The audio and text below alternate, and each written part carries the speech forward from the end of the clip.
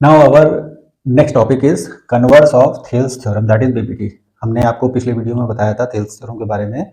तो वहां पे हम लोगों ने एक चीज देखी थी, हम यहाँ रिकॉल करना चाहेंगे। ठीक है, कि अगर कोई एक ट्राइंगल है, ठीक है, और एक line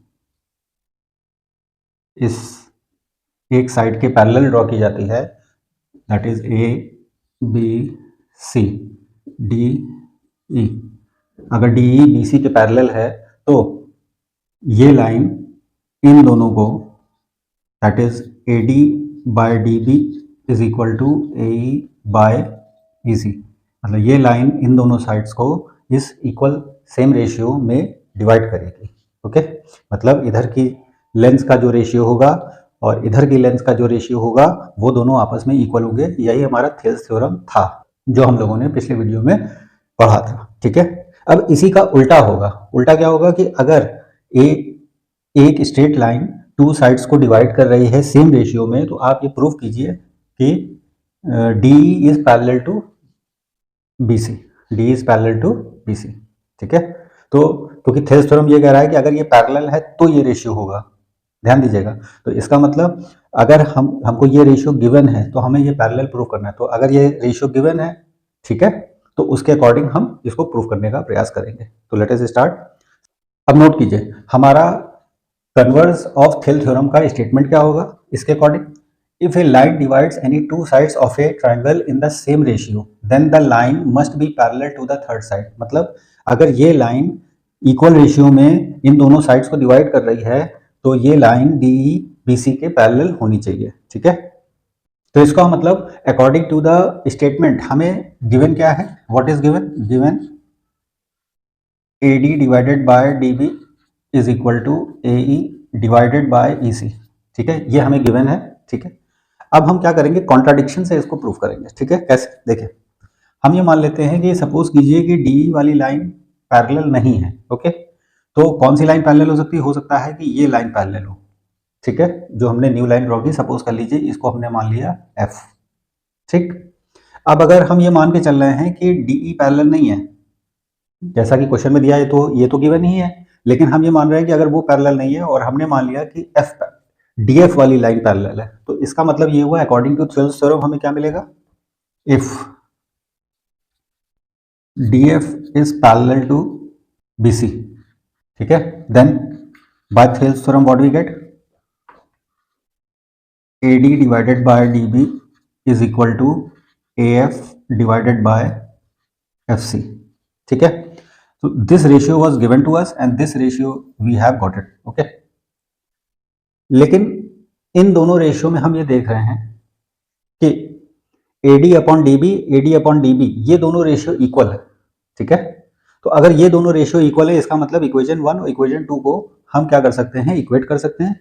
so by comparing equation 1 and 2 what we get, AE divided by EC is equal to AF divided by FC। ठीक है, हमें ये मिल गया इक्वेशन 1 और इक्वेशन 2 को कंपेयर करने पर। ठीक है, अब हम ये नोट कर रहे हैं कि अगर हम बोथ साइड पर कंपोनेंडो कर दें, कंपोनेंडो का मतलब adding 1 on both sides. Okay, अगर हम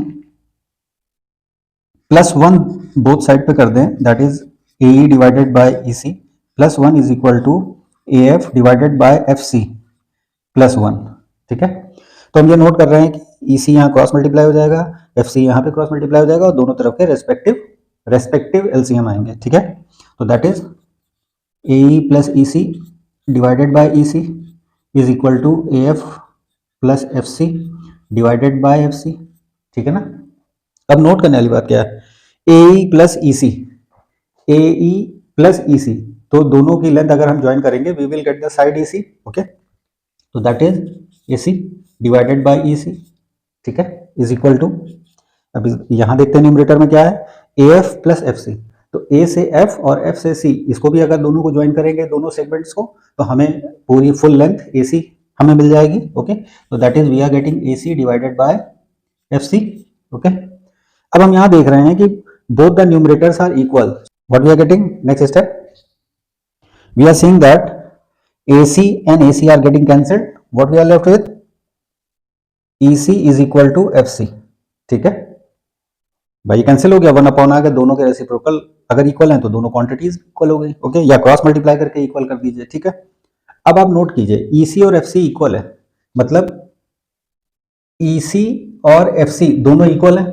तो अब आप देख रहे हैं कि एफसी, एफ वाला पॉइंट ई से नीचे है, ई वाला पॉइंट ऊपर है, लेकिन जब वो कह रहा है कि ई से, सपोज कीजिए ये ई है, ये सी है, ये दूसरा सेगमेंट है, ये एफ है, ये सी है, तो ईसी और एफसी अगर दोनों इक्वल हो गए, इसका मतलब ये हुआ सी पॉइंट तो सेम है, ठीक है, और लेंथ अगर इक्वल है तो इसका मतलब क्या हुआ कि ई और एफ दोनों आपस में सेम पॉइंट हैं, दोनों कोइंसाइड कर रहे हैं। ठीक है, इसका मतलब क्या हुआ कि E and F coincide, coincides, ठीक है, एक दूसरे को ओवरलैप कर रहे हैं। ठीक है, इसका मतलब क्या हुआ कि therefore DE is parallel to BC, जो उसने स्टार्टिंग में स्टेटमेंट कहा था वो ट्रू है हमारा। ठीक है, तो हमने यहाँ पे कॉन्ट्राडिक्शन किया कि हमने माना कि DE पैरेलल नहीं है, हमने न्यू लाइन ली, लेकिन हमने बाद में देखा कि कंपेयर करने पर और डिफरेंट मैथमेटिकल ऑपरेशंस करने पर हमने पाया ई एंड एफ दोनों एक दूसरे से कोइंसाइड कर रहे हैं। जब कोइंसाइड कर रहे हैं तो डीएफ वाली कोई दूसरी लाइन नहीं है, बल्कि वो डीई पे ओवरलैप कर रही है, मतलब एफ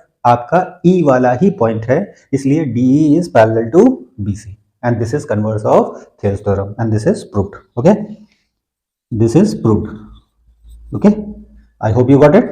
ठीक है, अगर कहीं पे कोई स्टेप नहीं समझ में आ रहा हो तो वीडियो को वहां पे पॉज करके फिर से दोबारा देखिएगा और समझने का प्रयास कीजिएगा, you will get it. Okay, please like और सब्सक्राइब जरूर कीजिएगा। अगर वीडियो कहीं नहीं समझ में आ रहा तो उसको पॉज करके एक एक स्टेप को ऑब्जर्व करते हुए लिख के समझिए।